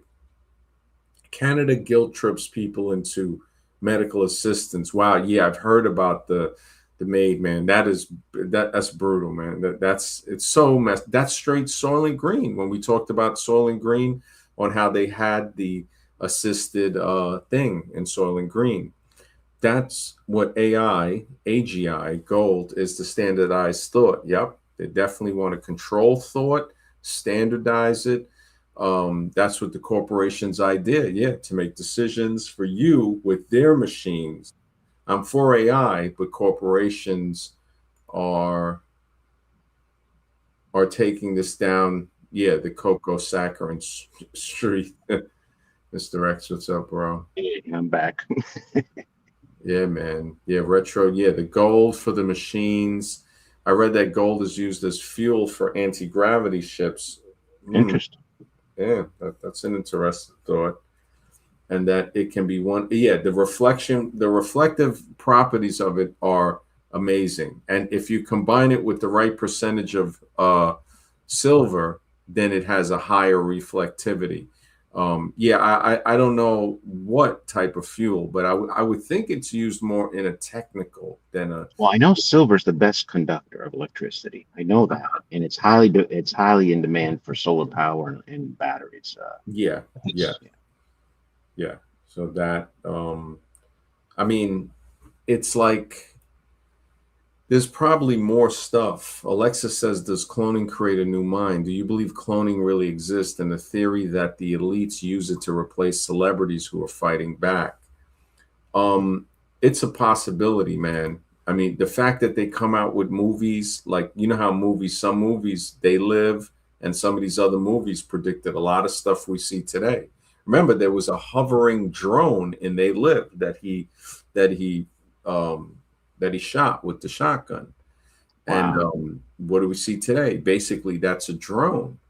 It's just, if drones, if you think about it, we're looking at normal sized drones hovering to spy on people. A smarter way would be small and insectoid type drones, and this is what they've been working on. They've been Sure. working, right? Yeah, it's like Yeah. it shows you that we are in surveillance city. You And can't escape it. You yeah, can't escape it. Just accept it. I can't stand when people say we're going to fight back. We're not going to be surveilled. Nonsense. Nonsense, man. You're going to be surveilled. They're going to know everything about you. Accept it. Live with it. This is called living in reality. You know? yeah, Forget this rebellion crap. It's not going to work, man. It's yeah, not. They're going to know your thoughts, for crying out loud. So if you're even thinking about doing something destructive, they're going to know it before you even commit it. I mean, that's how deep this thing is going to get. You know? yeah. It's a lot of orchestration, and most people don't want to think, man. Thinking is hard. Most people judge. It They just, do. yeah, it really, I'm not trying to be negative when I say you're going in the pod. I'm trying to keep it real. That's all I'm trying yeah, to do. yeah. That's all I'm trying to do. Remember, this life is temporary anyway. We're not here forever. You know, Hmm. even if you do go in the pod, you're not going to be in the pod forever. You know, Yeah, no, you definitely make sense with that, man. A lot of people, the rebelliousness of certain songs try to also push people into that. Oh, we're gonna rebel. We're gonna do this. It's like, really? It's like most people can't put down cupcakes and they're gonna rebel, right? thank you. Well said. Right there. Right there. The sugar addicts, for crying out loud. Let's see. Yeah. How long can you go without sugar? And then tell me about your rebellion. You know what I mean? Before you have a Yep. sugar crash and fall asleep during your rebellion. Yeah. It really. Gigi says the singer B.O.B. sang about the elites cloning important people before he was canceled. B or Bob. I don't know which singer that Oh is. no. If you could Blue Oyster. elaborate. Mercury. Huh? What you say? I think a Blue Oyster Cult, but that's BOC. Oh, Blue Oyster. No, B.O.B. No, it wasn't. But it was BOB, so I don't know who Yeah, that yeah, was. yeah. Unless he meant to type C. Elite enjoy bringing people back to life, but it sometimes fail to resurrect them. Most people are lazy, stupid, and selfish. I agree. You got a pretty strong point there. Can movies zombify us, or do they awaken us? Some movies definitely awaken us. There's no doubt about it. And there are many, I would say many more than the ones that awaken us can zombify us. Yes. I think you got a question there. Mhm. Mixed Rex, would you go in the pool pod if you could wake up in the Matrix where you got 20 women and were a billionaire with influence, like Cypher? Well, I said it's not about. I don't believe it's a choice to go into the pod. I'm going in no matter what. So doesn't have to be a temptation because I think we're headed there anyway, whether we like it or not. But so I don't think I need to be tempted with 20 women or be a billionaire. I think I just end up there anyhow. Yeah. He wake up. This is funny, man. That's got to be lasagna, man. That's got to be lasagna. I don't know. It is. I'm pretty good at this, man. You might be right. That's a lasagna question written all over it. Hey, we love you, lasagna. Yeah, man. Hopefully, if it is, he hop on the panel. Mm-hmm. Brother Ali says movies are a distraction like social media and most music. I can definitely agree on that, man. A lot of them are. Some of them, far and few, do have a benefit, though. I will admit that. There are some. Retro. I'm building a pod. I'll give it to him, man. Mm-hmm. My brother. Yeah, definitely, man. He's keeping it real. Yeah. Awakened Zen has a question for you. No, honestly, I just came up with it off the top of my head. I didn't even know there was a Resident Evil Mr. X, but I like it now. But honestly, when I first came up with it, it was like many years ago. It just came from the top of my head. I said, let me come up with a fake name. And I said, all right, Mr. X, Okay. Yeah. Alexis, brother, thank you for the support, bro. Alexis says, XMD, if you could see agents outside your door knocking, would you run or answer? For me, I'll be honest, I would off myself. Man, don't do that. I would say to, don't off, but I hear what you're saying. I wouldn't answer. I'll tell you that. I wouldn't answer. So if the agents are there, I'm not going to do the Mr. Anderson. How about you, X? Well, if he answered and I know there's no escape, I might as well answer the door. If it means he was knocking on the door and I knew there was no escape, I'd probably answer. I don't think I'd offer myself. I'll be honest. Yeah, we don't advocate that too. You gotta Right. stay with us, Alexis. You gotta stay with us, brother. Yeah. Well, he said that because you said that. I went with. I think, definitely we can. The mind is very powerful, man. The mind is very powerful to protect ourselves. I'm gonna build a rainbow pod for all the closet cells, brother Ali, man. You're hilarious. Well, he says agents like Agent Smith, like if we were in the Matrix, I think he's referring to that retro. Like, what would you do? Depends on recent post. Yeah, that lady in Texas, right? She got. Did you see the article? She got a visit. No, they arrested her, I think, for posting a picture of her water that was brown coming out into the tub. Oh, really? No, I didn't hear about that. I think it was near I don't know if it was a data center causing it or just the quality of the water. Wow. Agent, like I say, yeah. Oh, sorry. No, go ahead. No, just like the Matrix, they showed the world destroyed. Remember he showed Neo, this was the real world. And it was all destroyed. And it's like with these data centers, that's where we're headed, it seems like. It's just ridiculous. But the thing is she got arrested for posting a Facebook post. Look at that. Yeah, this is a few days ago. Yeah. They want to keep what's going on with the data centers. Hush, won't even touch it. They don't want any leaks, and they're gonna close it down before anything starts. They're nipping it in the bud before it can even start. I know it's that. I think that happened too with it happened with in London or something like that, in England. Some lady, agents in reference to MIB, like in the Matrix. I mean, the Men in Black agents don't seem that bad to me in the movie. The Matrix agents are trying to put you in the pod. They're trying to assimilate you. So it's a different thing. I mean, yeah, I'd be like, stay quiet, but sometimes you can't avoid them. I can understand. What if you're in the pod? You don't even know you're in the pod. You know what I'm saying? That could be another Yeah. scenario. I They have wouldn't. drugs like they blow in your face that'll wipe you Yeah. out in 2 seconds, just like anesthesia. Yeah, but yeah, Yeah. I wouldn't answer it. I wouldn't answer it. Definitely wouldn't off. If I gotta, confront, like when Neo turned around and Trinity's like, "What's he doing?" and Morpheus goes, "He's believing. He's believing in himself." And we're all gonna go. What's that old saying? We're all gonna die, but not That's right. everybody is gonna live. It's very important. I hope they're gonna cure at least cancer and die with AI. There ain't even bro. There's and I we got to be careful with the C word, the cure, because if anybody only the established they got a cure. I think they're saying a lot of stuff about parasites, parasite medicine, that cancer is not what we think it is. Yeah. Are the matrix agents like federal agents such as the FBI, or are they above them? They're definitely above them. Definitely.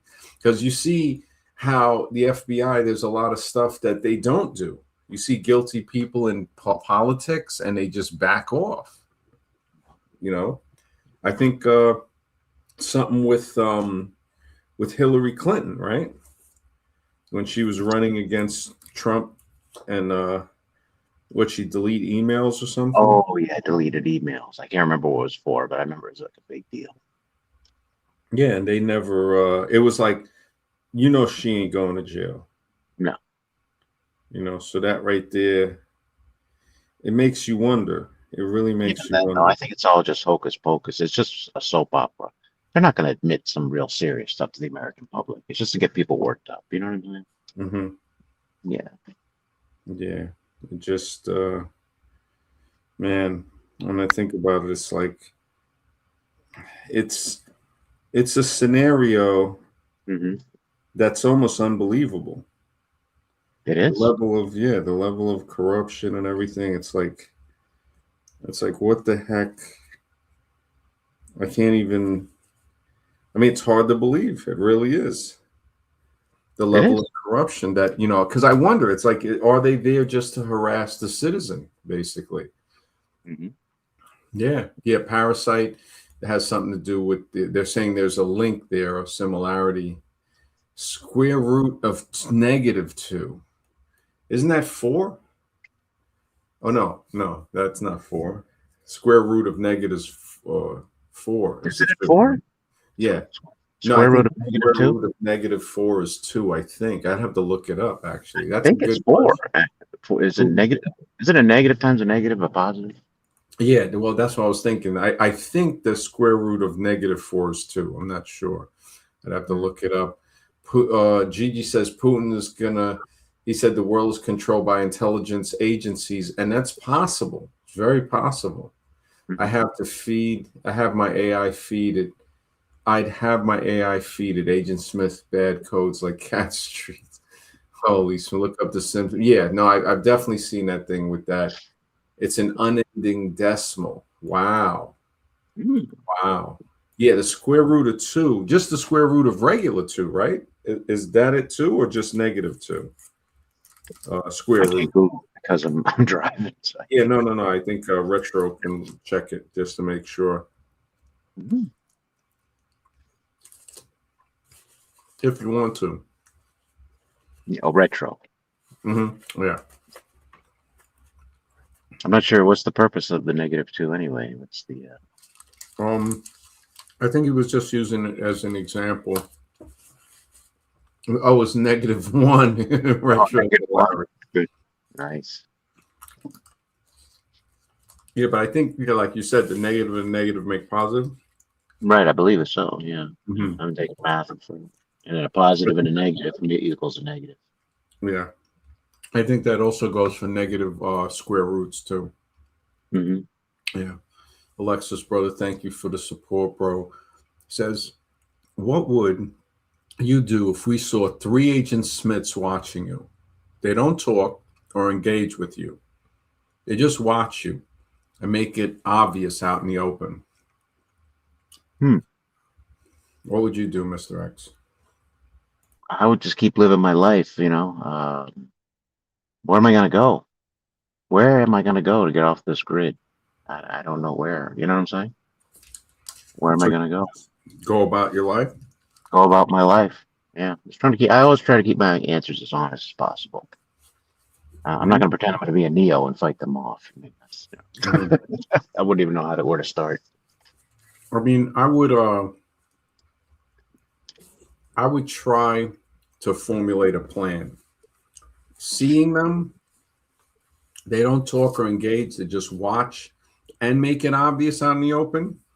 I would start to live my life differently. I would definitely try my best to see if there was any way to figure out what they're observing me for, and probably shield a lot of activities or reassess everything I'm doing, because you wonder, you say, what am I doing that has them watching me? So Yeah, I would investigate it. That's what I would do if it was out in the open. Appreciate it, Alex. That's a good question too. it What if, is.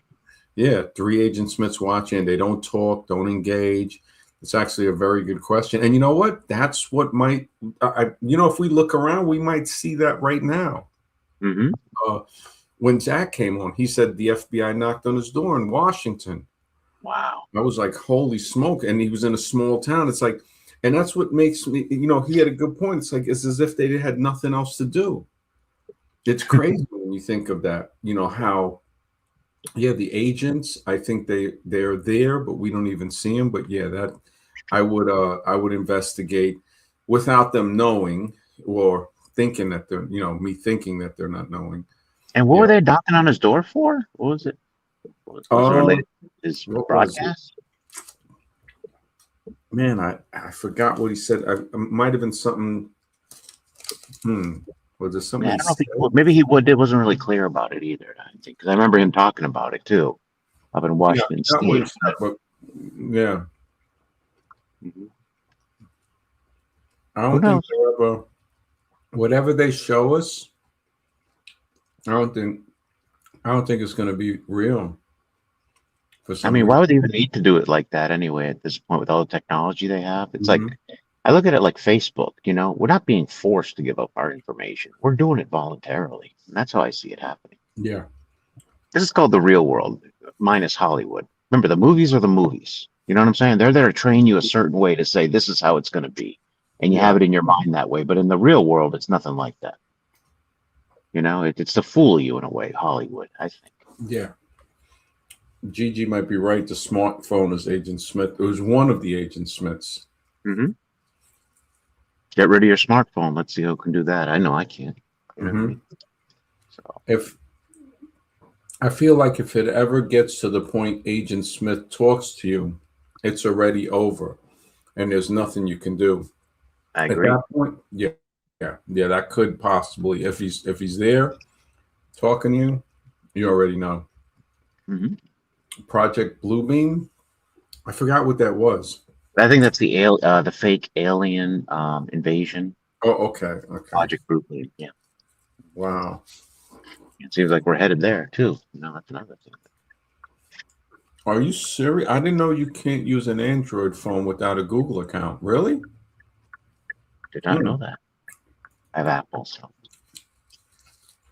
I think it was something Zach said in his live videos. He had said it here, I think, when he was on the show. I think it was a couple of days ago. He was getting deep in one of his conversations. Always good knowledge when he comes on, man. he's great now. Yeah, I thank him so much, man. Yeah. It's good to have people out there searching for truth. And he actually wakes up people. He actually helps them. Yes. Mm. No, you can tell he has a good heart. You know what I mean? I mean, Definitely, man. you can tell he wants to do Yeah. what's right. You need Google to use the apps. Wow, I didn't know. Hmm. I did not know it was that with the Android phone. Do you use an iPhone or Android, Mr. X? Me, I use iPhone. Okay. I'm strictly Apple. I love Apple. Like, have you ever used an iPhone, an Android? Oh, of course, with my job, they have Androids. All the corporates have Androids. Plenty of times. I just prefer the Apple. Much Do you better. think the Apple is more Agent Smith or less Agent Smith? Ooh, hard to say, to be honest with you. After you experienced the Android. My guess is they're both equal. I just like the interface with the Apple better. It's more user friendly, less technical. But I think they're both equally Agent Smith. I think they're running, as far as that goes, AI, they're running the same engine. You know what I'm saying? Because that's why I have apps for Apple and Google, but it's the same thing in the end. You know what I'm saying? The engine and the. Yeah. So I wouldn't put one or the other. Retro says they want you to overreact on the internet, post radical stuff so they can pin some level Jason Aldean concert on you pajamas. What is the Jason? That name, it doesn't sound familiar. I guess he's a singer. Concert on you in the pajamas. I don't know what that means, but I do agree they want you to post crazy stuff so they can weed out the people. Yeah. I don't get it, but yeah. But the third mind, I mean, this is what they don't want people creating. This is what they're afraid of somebody creating, because it goes beyond. It might be the way to actually break free from part of the matrix. Sure. We're still, it's a tough predicament when you think about it. It really is a tough predicament. With the smart dust, this was 20 years old. The smart dust in this picture is actually like 1,000 times smaller than that now. Wow, that's crazy. Yeah, I mean, it's just like, holy smokes. Yeah, and they really, have insects that are drones now, I'm sure, with cameras in them and everything. Yeah, flying on us. We wouldn't know the difference. Retro says Paddock, Vegas Aldean concert could be any of us, no motive. Paddock. No, I haven't seen anything with the EU. I heard they got some crazy stuff going on over there. I mean, with the United European Union. I think, the EU. European. I guess that's Oh, because they're having like protests, but I thought it was in the UK in Belfast or something. Oh, that's for a killing, wasn't it? A migrant, or I don't know if he was what country he was from, but he killed. He beheaded an Irishman or stabbed him or something like that. I think he beheaded him. Yeah, I think Belfast might be in Ireland, I think. No, it is. Yeah, it is. Oh, all right. Yeah. Wow. I think that had to do with an immigrant killing an Irishman, beheading him. And they're super mad. Wow, that's crazy, man.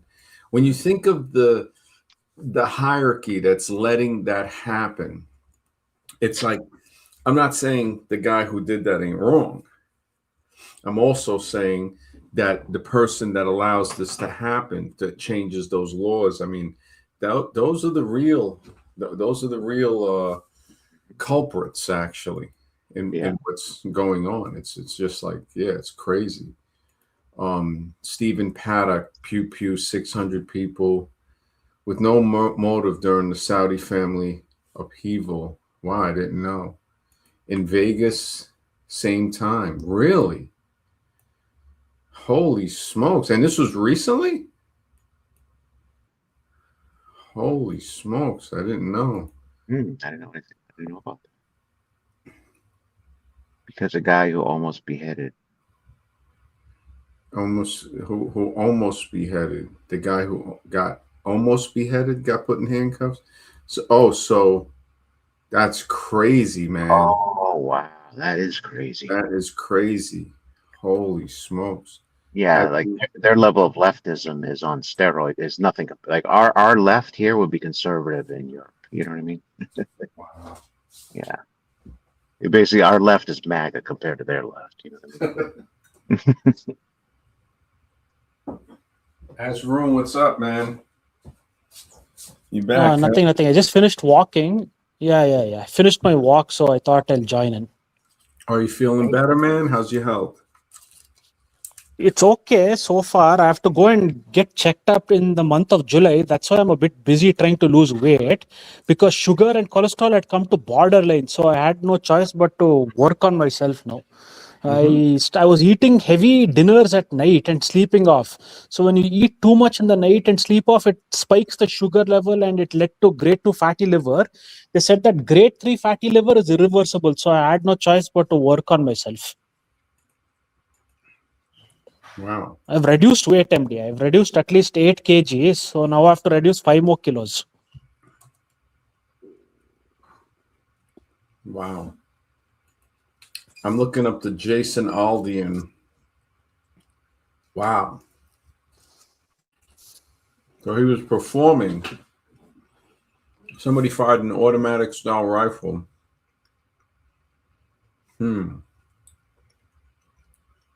Into a 22,000 person concert. Holy smokes. 60 deaths, 850 injuries. Remains the deadliest mass shooting by a single individual in the modern U.S. history.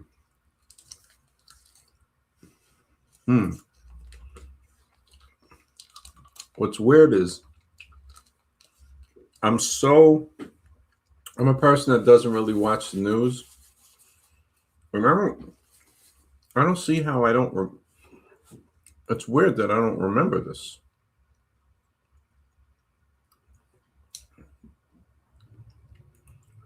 Is this the Vegas pew pew that happened years ago? Yeah, that's what he's saying. Yeah. Yeah, some I people forgot. thought it was a cover up, or I don't know. I've seen some videos, some crazy videos showing other things involved. It was the real story. So who knows what to believe? It's a little strange, that whole situation. I think it was a country music festival that was going on. Yeah, I heard the GTA 6 zombies. I heard people are. They said when that comes out, Scribe and I was talking. They said people are just that's their whole life. I think they're just work, come home, play that, go to work, come home, play that. That's just it's going to be on the next level. So, yeah, so don't tell me people aren't going in the pod willingly. Don't tell me that. Yeah, exactly. They're going in the pod when that comes out. That's why he had remote cameras in his own food trays in the hallway, because he was in his pajamas and had 28 ARs. Holy smokes. Talk about some of the nutcase stuff that people do, man. It makes me wonder. The mind control. And he's a 64-year-old. That's crazy.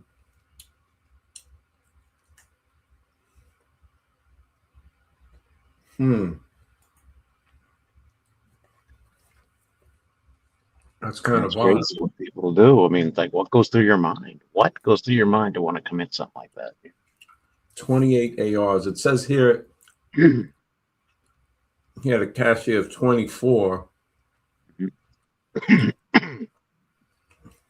And he died by self-deletion. And they try to say his motive was never conclusively determined. That's an odd one. That's a really odd one. Okay, so Jason Aldean, I guess, was the country star. I did hear a theory about who was that guy? Oh man, he's a country singer, and they're saying that there's always deaths at his after his concert leaves an area or something. George something. George Strait? I'm thinking, is it?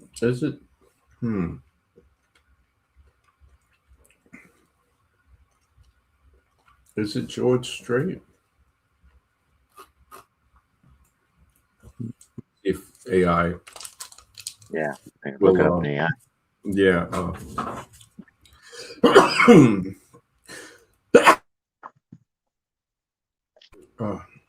I was getting a little bit allergy. Okay. The country singer, is it George Strait? He's like one of the top sellers. That would be one. Yeah. I'm not that big of a country music aficionado, so. Let's see if AI. Garth Brooks, that's the guy. Oh, Garth Brooks. Yeah, there's a conspiracy about Garth Brooks where they say it's satirical internet, but I mean, how many Garth Brooks? How many Garth? Let me see if it'll say.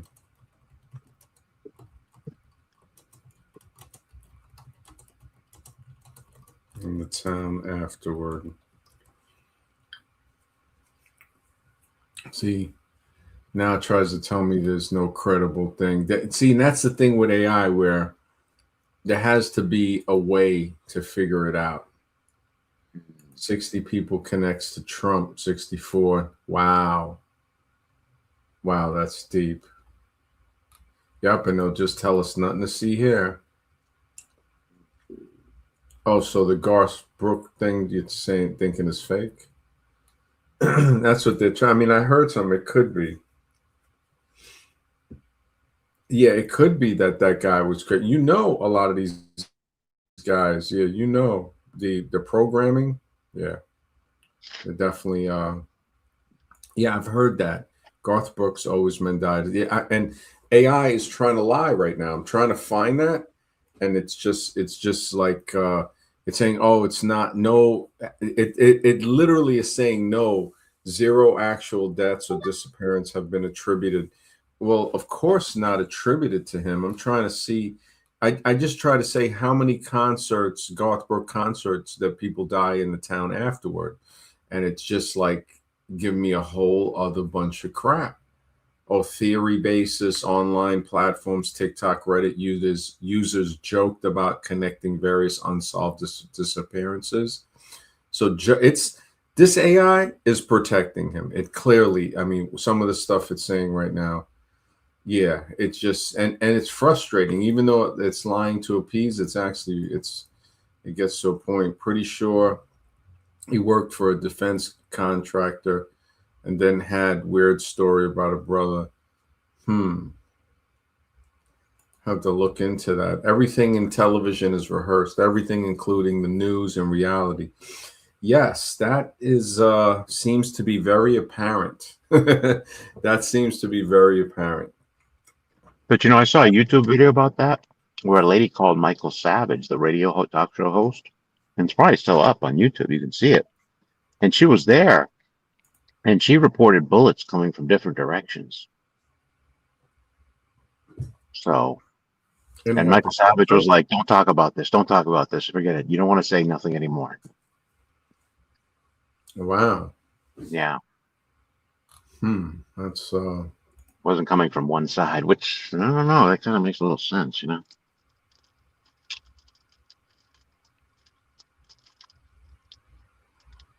So Dan Blazarian was walking around. His dad is in. Oh, his dad is in prison for embezzlement. I didn't know that. Garth Brooks wears that checkered board shirt, which that checkerboard connects to the checkerboard is like, definitely symbolism there. That's Freemasonry, isn't it? A checkerboard.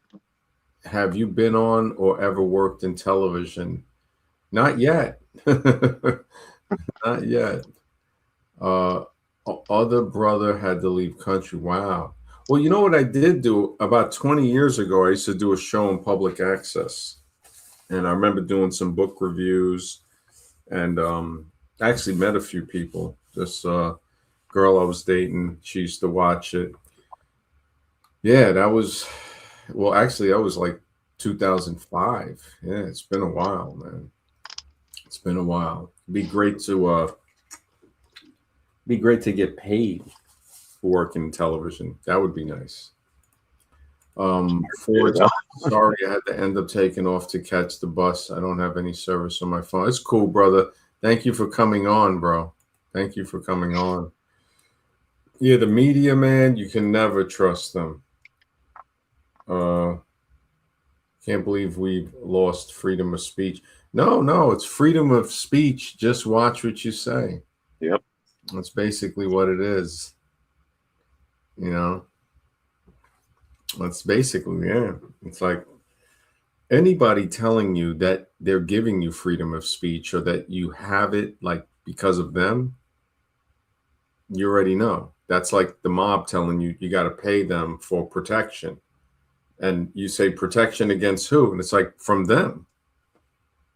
It's really, when you look at the crookery, man, that's the point where it's like, come on, you know?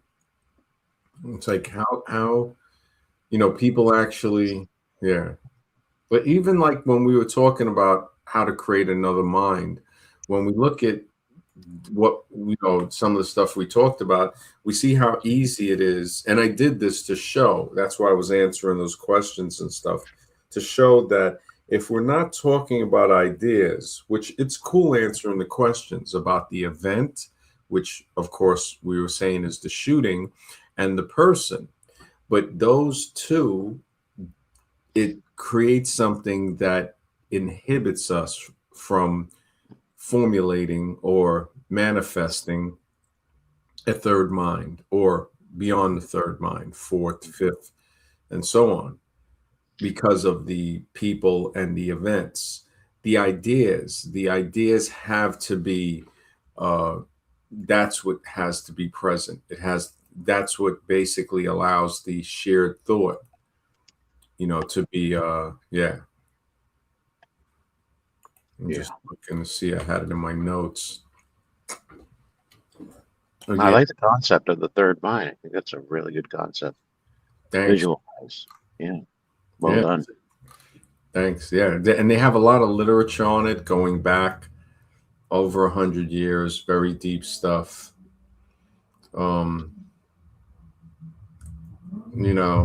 Just, yeah, I think what Jen is saying, that's a loss of freedom of speech. I don't know. Like, I don't know what she's talking about. We broke 10,000 for the first time. We actually did 11,000 that year. 10,000 surgery. Wow. I mean, they sell a lot of that stuff. Oh, you're talking about they do the surgery to fix the animals so they can't reproduce. Second news truck came. Same male puppy was now a what? What? And the second news truck came. We did the 10,000 surgery again on the same male puppy that was now a girl puppy, because cameras are actually that. What? That's crazy, man. That is crazy. It's like, this is the lab. This is Experiment City. This is Experiment City. Holy smoke. So it's fake and the media doesn't care. The media never cared. Honestly, the media is basically the voice of the state, the programmer, the one that wants to keep you mentally coerced into believing that they're the good guys. And this is basically what it is. Like, just that thought alone can create a third mind with us talking about that. Even though we are including media, but we're speculating on ideas and thoughts. And that is something that allows us to go further into, like, if we talk about like events and people, we kind of stay in a limited area. But when we talked about the ideas, we jump the fence and we start to expand. Like we were saying, if you stretch your imagination, you think about things, stretch your imagination so it can exercise your mind. So stretching the imagination exercises the mind, and it creates new thoughts, new mode of thought.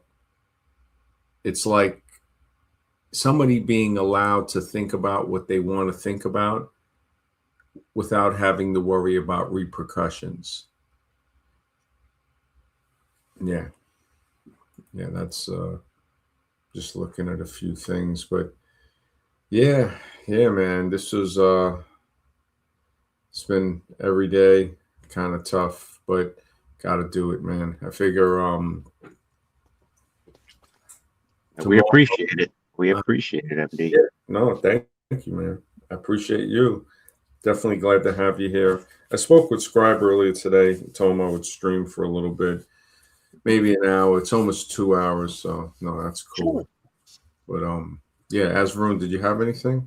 No, MD, nothing. Like, thank you for having me on your show, and you brought up another interesting topic. Yeah, always a pleasure, man. The third mind, how to create another mind. Hopefully, people have gotten some knowledge out of that to see how the mind works in some sense. We don't totally know because remember, it's inference. Yeah. The mind is still, it's mysterious to the point where anybody that says they know for sure everything, we know they don't.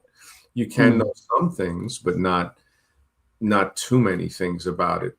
The theory of the mind being like, the definition of somebody looks up is the theory of mind an actual theory, right? The theory of mind is described as a theory because the behavior of the other person, such as their statements and expressions, is the only thing being directly observed.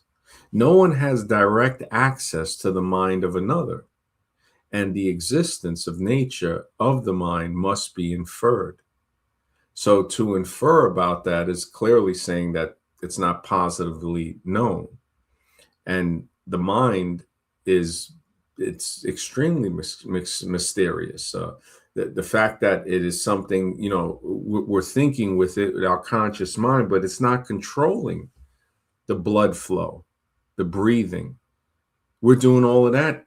Something else is doing that. They would say it's the subconscious, but it's just feels like possibly if it is that, then that's like another type of intelligence then that's in us. Yeah. It's a very strong possibility of that.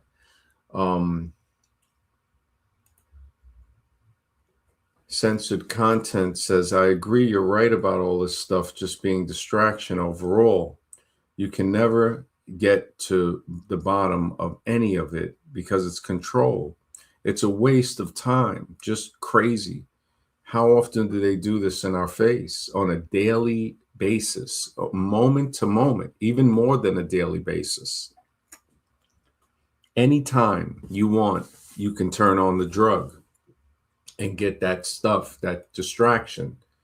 I think, I don't know if it was Ike or Watts that said, the TV is the hypnotist in the corner of the room.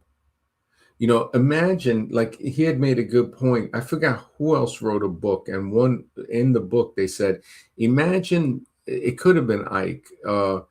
Imagine not having the TV in your house for a week or even a month. I mean, now it's a necessity to have a phone or a computer to pay certain things, and some people need it to work. A lot of people, the phone is a necessity for work. They'll give you a phone on many employment ventures. It depends on how much they want to be in contact with you or what type of business arrangement that they have.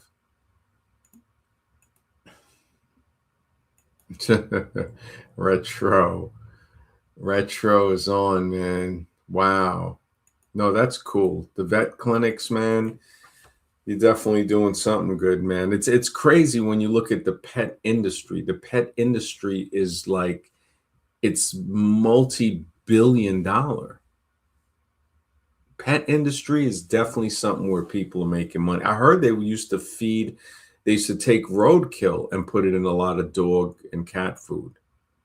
Remember, I think it's 100,000 animals, over 100,000 animals a day. How many animals are roadkill a day in US? Okay, we'll see what that number is. Get out of here. No freaking way. And this was like 20 years ago, 25 years ago. They said it was about 100,000 animals a day, like roadkill. And they put that's like a big part of the pet food industry. They're not letting those bodies go to waste. That's the pet food industry that is using the roadkill. They're saying now, 20 years later, an estimated 1 million vertebrated animals are killed on US roads every day. Holy smokes. Now, it covers a large amount. Birds, mammals, reptiles, amphibians, equating to roughly 1 million animals, equating roughly one animal killed every 11 and a half seconds. Wow. Total daily impact, 1 million vertebrates a day. The annual 365 million per year. The large animal collision, 1 to 2 million collisions. No freaking way. So that makes it even more. This raises it to 2 million. 1 to 2 million, 1 to 2 million collisions with large animals, deer, elk, bear, occur annually. Whoa. So that on top of the roadkill. Holy smokes. Human safety impact. These collisions result in approximately 26,000 injuries and 200 human deaths annually. I remember I drove to Ohio a few years ago and I saw, man, it looked like a crime scene on the road. Somebody must have hit like a deer. And it was just, yeah, it was the road was like, you see the blood and everything. I was like, holy smokes, man. Yeah. That's crazy. That is crazy. GP, what's up, man? Good to see you.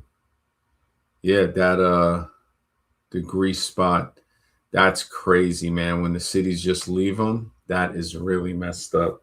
You know, it's like, again, what are the taxes for, right? We wonder, what are the taxes for? It really makes you think. Really makes you think. It's like all these taxes and roadkill is not getting cleaned up. That's crazy. But it is what it is, man. It is what it is. Yeah, man. Retro is saving lives, man. Reducing trauma, easing their experience. What a good human can do at a vet clinic. It really is amazing. Yeah, I thought it was like 450,000, but I could see it being 850 to a million. I mean, remember the milk carton thing on what they were doing with the milk cartons? It looked, first you think, all right, they're saying missing children, but somebody had a theory in saying that it seemed like an advertisement to showing them who was still for sale or something like that. It's just, I mean, the more you look, the deeper it gets, man. The deeper it gets. Wow. You are doing a lot, man. Are you like one of the guys that do the surgery? That's deep, Retro. That's real deep. But yeah, I'm getting a little late here. I'm kind of tired. Wow, right past midnight. Of course, I'm going to stream every night as much as I can.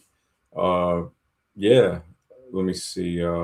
Tonight. Yeah, tonight, Sunday night. That'll be, yeah. Mr. X, man, thank you for being here. As Varun, the Mind, for coming on. Everybody in the chat, thank you so much. You guys have a great night. We'll talk soon. Have a good night. Goodbye. Yeah, goodbye, MD. Goodbye, Mr. X. Goodbye, Azroon. Have a good night.